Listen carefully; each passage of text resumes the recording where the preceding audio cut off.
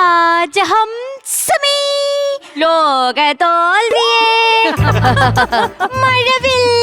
മഴവില്ലല്ല അമൃത കുടിലിൽ മിക്കവാറും കുടിലാവും സ്നേഹദൂതമായി വരുമോ ചേച്ചി ഈ പാട്ട് ഭയങ്കര പ്രശ്നമാവും കേട്ടോ. 3-4 മക്കളുണ്ട് എനിക്കകത്ത്. നിർത്തിക്കോ. അത് എന്റെ അടുത്തല്ല, നിന്റെ ഭർത്താവിന്റെ അടുത്ത് പറയണം. അതല്ല ചേച്ചിയുടെ ഈ പാട്ട് ഭയങ്കര കൂതറ പാട്ടാ. പാട്ടോ? എന്റെ പൊന്നു നാത്തൂനെ, എന്റെ പാട്ട് തയ്യൽ മെഷീനിൽ എടുക്കാനിരുന്നതാ. എന്താ ചേച്ചിയുടെ പാട്ട് കീറി കിടക്കുമായിരുന്നു? അതല്ല, തയ്യൽ മെഷീൻ സിനിമയില്ലേ, അതിലെടുക്കാനിരുന്നതാന്ന്. ഞാൻ കൊടുത്തില്ലേ? അവരെടുത്തില്ല. അതല്ലേ സത്യം. വെള്ളം പറയുന്നു. നാത്തൂന് ഇങ്ങനെയൊക്കെ പറഞ്ഞാലേ എന്നോട് ഭയങ്കര സ്നേഹം എനിക്കറിയാം. അതുകൊണ്ടല്ലേ ഞാൻ പാട്ട് പാടുമ്പോ അവിടെ നിന്ന് ഒളിഞ്ഞു നോക്കുന്നത്. അത് സ്നേഹം കൊണ്ടൊന്നുമല്ല, അടുത്ത മുറിയിൽ ബഹളം കേട്ട ആരായാലും പോയി എത്തി നോക്കും. നാത്തൂന് വന്നു ഇപ്പൊ എന്നെ ഒരു വിലയില്ല. അല്ലേ ഉണ്ടായിരുന്നു. 1000 പാദസരം ഞാൻ ഒറ്റയ്ക്ക് സ്റ്റേജിൽ നിന്ന് അലക്കുന്നത് നാത്തൂൻ കണ്ടിട്ടുണ്ടോ? അത് കണ്ടിട്ടില്ല. ഒരു ഉണക്കപ്പാവാട അവിടെ നിന്ന് അലക്കുന്ന ഞാൻ കണ്ടിട്ടുണ്ട്. എന്തിനാ ഇങ്ങനെ സംസാരിക്കുന്നത്? ഞാൻ ഇനി ചേച്ചിയോട് സംസാരിക്കുന്നില്ല. ഞാൻ എന്തായാലും സിനിമയിൽ പാട്ട് പാടും. അതെന്റെ ഏറ്റവും വലിയ ആഗ്രഹമാണ്. നടക്കും ചേച്ചി. ഓ, ഇപ്പോഴെങ്കിലും ആ വായിന്ന് നല്ല വർത്താനം വന്നല്ലോ. ആ ആഗ്രഹമായിട്ട് ചേച്ചി കുറെ നാൾ നടക്കും, അല്ലാതെ ഒന്നും നടക്കാൻ പോകുന്നില്ല. അതെന്തായാലും ഞാൻ നടത്തിക്കും. അതിനുള്ള വഴിയൊക്കെ ഞാൻ കണ്ടുവച്ചിട്ടുണ്ട്. എന്ത് വഴി? പറയത്തില്ല. പറയടി. ആരോടും പറയരുത്. ഇൻസ്റ്റാഗ്രാമിൽ ഞാൻ ഗായത്രി സുരേഷിന് മെസ്സേജ് അയച്ചിട്ടുണ്ട്. ഒരു ചാൻസ് തരുമോന്ന് പാടാൻ. എന്തായാലും ചാൻസ് തരും. ഒരു കൊച്ചല്ലേ, അത്രയും വലിയ ആളുടെ മോളല്ലേ. അത്രയും വലിയ ആളുടെ മോളോ? ഇത് ആരുടെ കാര്യോ പറയുന്നേ? സുരേഷ് ഗോപിയുടെ മോളല്ലേ ഗായത്രി സുരേഷ്. ഇങ്ങോട്ട് അത് അവര് കേക്കണ്ട. കേട്ടാ? തൃശ്ശൂർ ഭാഷയിൽ തള്ളക്കി വിളി കേട്ടിട്ടുണ്ടോ? ഇല്ല. അത് കേക്കേണ്ടി വരും. ഞാൻ എന്തായാലും മെസ്സേജ് അയച്ചു. അവരെനിക്ക് നമ്പറും അയച്ചു. അയ്യോടെ നമ്പറൊക്കെ തന്നോ? എന്നാ പിന്നെ സെലക്ഷൻ കിട്ടി കാണുമല്ലോ. അതാണ് ഞാനും വിചാരിച്ചേ. പക്ഷേ അവരെന്റെ അടുത്ത് പറയാ, നമ്പർ അയച്ചിട്ടുണ്ട്, ആ നമ്പറിലേക്ക് ഒരു 5000 രൂപ അയക്കണം. എന്റെ കാർ ഇന്നലെ ഇടിച്ചായിരുന്നു. അയ്യോ, എന്നാ പിന്നെ അത് ഫേക്ക് ഐഡി വല്ലതും ആയിരിക്കും. ഗായത്രി സുരേഷിന് ഫേക്ക് ഐഡി ഉണ്ടോ? ആ കൊള്ളാം. ആർക്കും വേണ്ടാത്ത എലീനൊക്കെ ഉണ്ട് ഇവിടെ ഫേക്ക് ഐഡി. ഗായത്രി സുരേഷിന് അത് കൊള്ളാം. അതെ, ഞാനൊരു കാര്യം ചോദിച്ചോട്ടെ ചേച്ചി. ചേച്ചിക്ക് ഈ പാട്ടൊക്കെ വിട്ടിട്ട് വല്ല എന്നെ പോലെ വല്ല ജോലി നോക്കി നടക്കാൻ നോക്ക്. എന്റെ പൊന്ന് നാത്തൂൻ എന്റെ കുടുംബ ചരിത്രം അറിയാത്തോണ്ടാ. കാരണം എന്താ? അശ്ലീല പുസ്തകങ്ങൾ ഞാൻ വായിക്കാറില്ല.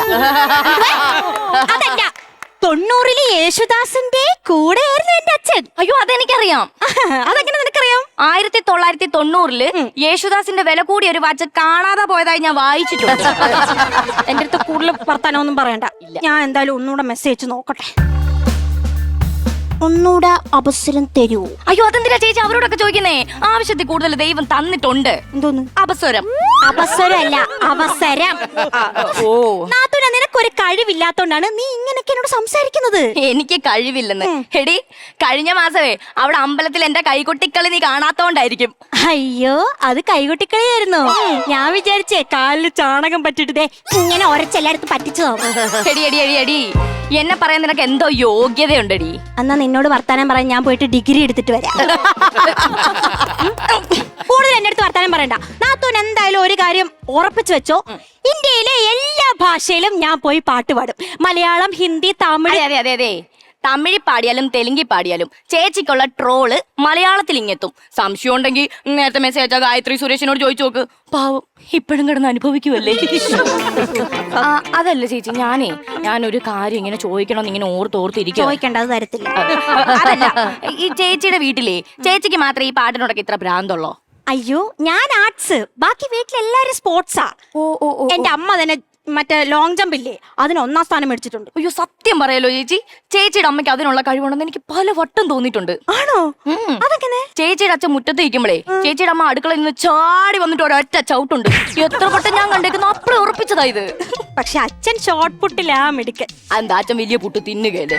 അതല്ല, അച്ഛനില്ലേ ഉണ്ടിടൂന്ന്. അച്ഛൻ ഉണ്ടിടുന്ന കാര്യമൊക്കെ വിട്ട് പണി നോക്കാം.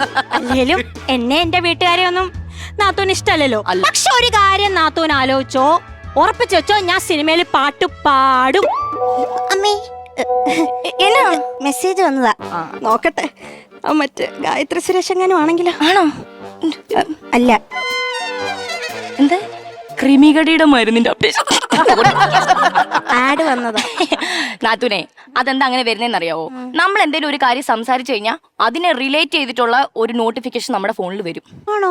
പക്ഷെ നമ്മള് ക്രിമികടിയുടെ കാര്യമൊന്നും പറഞ്ഞില്ലല്ലോ. പക്ഷെ ചേച്ചിയുടെ പാട്ടിന്റെ കാര്യം പറഞ്ഞില്ലേ? നാത്തൂനെ, എന്റെ പാട്ട് തീയാണ്, തീ.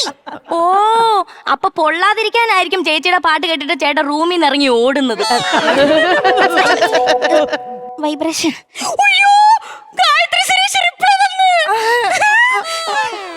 പ്രൊഡ്യൂസറിന്റെ അടുത്ത് ഒരാൾക്ക് പാട്ട് പാടാൻ ഞാൻ അവസരം ചോദിച്ചിട്ടുണ്ടത്. കണ്ടോ, ചോദിച്ചിട്ടുണ്ടത്. എനിക്ക് അവസരം കിട്ടും. പാവം, ഒരു മാലാഖ മോളാത്. അയ്യോ പാവം. ഒന്നുമില്ലല്ലോ, ആ കൊച്ചിന് കാല് തൊട്ട് വന്ദിക്കണോ? അതെ അതെ അതെ. അല്ല, എന്റെ കാര്യം ചോദിക്കാൻ ആ കൊച്ചെങ്കിലും ഉണ്ടല്ലോ. പ്രൊഡ്യൂസർ സമ്മതിച്ചിട്ടുണ്ട്. പ്രൊഡ്യൂസർ സമ്മതിച്ചു. കണ്ടോ, എന്റെ കഴിവ് കണ്ടോ നാത്തൂൻ? കഴിവ് കണ്ടോ? പ്രൊഡ്യൂസർ സമ്മതിച്ച സ്ഥിതിക്ക് ആ പാട്ട് ഞാൻ തന്നെ പാടിക്കോളാം.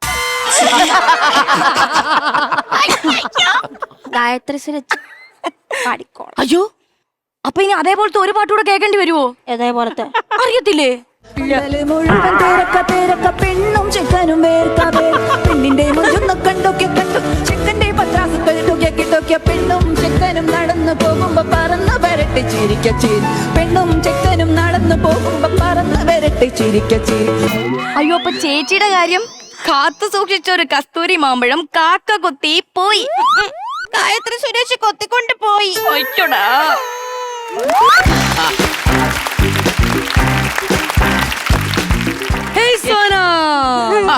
നമ്മൾ ആദ്യമായിട്ടാണ് കാണുന്നത്.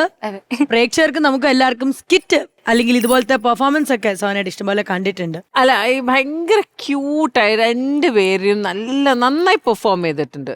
സൂപ്പർവായിരുന്നു. Welcome to Comedy Master. Super. Yes, Vinayan ചേട്ടാ, നമ്മള് ഈ ചാനലിൽ കൂടെ കാണുന്ന ലൈവ് കാണുമ്പോഴാണല്ലോ അതിന്റെ ഒരു അതെ. സുഖം മനസ്സിലാവുക. സത്യം. അപ്പൊ നല്ല സൂപ്പർ ആയിട്ടുണ്ട്. Thank you so much. എന്നെ നിങ്ങൾ എന്ത് ആണുള്ളത്.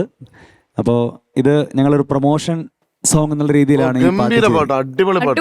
Thank you so much. And Gayatri, you sang very well, Gayatri. Thank you. Very beautiful. Gayathri lyrics വരെ ബൈ ഹാർട്ട് ആയിട്ടാണ് വന്ന് സ്റ്റുഡിയോയിൽ പാടിയായിരുന്നു. അപ്പോൾ അത് ഭയങ്കര സൂപ്പർ സൂപ്പർ. ഞങ്ങളെയൊക്കെ ഞെട്ടിച്ചു. പ്രത്യേകിച്ച് ഇതിലൊരു റാപ്പ് പോർഷനൊക്കെ ഉണ്ട്, നിങ്ങൾ കേട്ടെന്ന് വിചാരിക്കുന്നു കുറച്ച്. അപ്പോൾ അതൊക്കെ അടിപൊളിയായിട്ട് പാടി. സൂപ്പർ. എന്തായാലും ഇതും ട്രെൻഡിങ്ങിലേക്ക് മുന്നോട്ടേക്ക് പോട്ടെ, പൊളിക്കാം. ഇനി നമുക്ക് ഇവിടുത്തെ വൈബ് എന്താണെന്നുള്ള അറിയാൻ സമയമായി. പിന്നെ അപ്പൊ ശ്വേത ചേച്ചിയുടെ ക്യൂട്ടീസിന് എത്രത്തോളം ചാർജ് കയറിയിട്ടുണ്ടെന്നുള്ളത് നോക്കാം.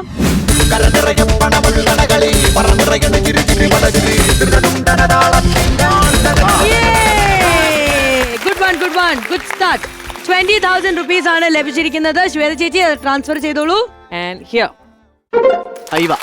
ക്രെഡിറ്റ് ആയിരിക്കാൻ. ഇനി നമുക്ക് 4 പേർക്ക് കൂടെ ഈ പൈസ എടുത്ത് അടിച്ചു പൊളിക്കാൻ പോവാം. അതിന് നമുക്കൊരു ബ്രേക്ക് എടുക്കാം. അടിച്ചു പൊളിക്കില്ലേ? അത്രേ ഉള്ളൂ.